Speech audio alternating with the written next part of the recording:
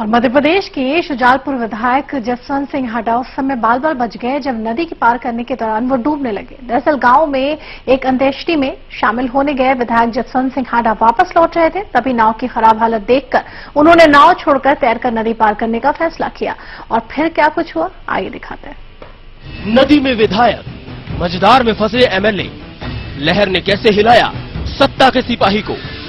शुजालपुर विधायक जसवंत सिंह हांडा उस समय बाल बाल बच गए जब नदी पार करने के दौरान वो डूबने लगे। दरअसल रायपुर नदी का पुल टूटने से लोग अब नाव के सहारे नदी पार कर रहे हैं और ये समस्या 10 गांव के लोगों के साथ है। यानी आम आदमी तो रोज फंसता है, लेकिन खास यानी सरकार के प्रतिनिधि जब फंसे तो पुल का टूटना सुर्खियां बन गया है। बहरहाल रविवार को गांव में एक अंत्येष्टि में शामिल होने गए विधायक जसवंत सिंह हांडा जब वापस लौटने लगे तो नाव की खराब हालत देखकर बीच नदी में ही नाव छोड़ दी। नाव से जा रहा था तो नाव चूंकि वहाँ कोई बहुत विधिक नाव नहीं थी तो वो नाव ऐसी गांव के देहात की थी तो डगमगाने लगी।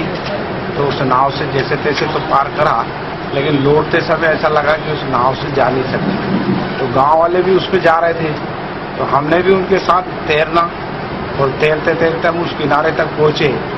तो हमारा अभ्यास इतना तो था नहीं कि हम उसमें मतलब जो है इतना तैर पाए। तो फिर हमारे साथियों ने सहारा दिया।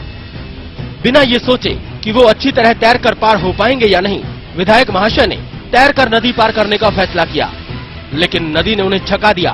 कुछ दूर तैरने के बाद उन्हें थकान होने लगी और वो डूबने लगे। विधायक जसवंत सिंह की हालत पास ही तैर रहे 2 युवकों ने देख ली और दोनों युवकों ने उन्हें किनारे तक पहुंचाया।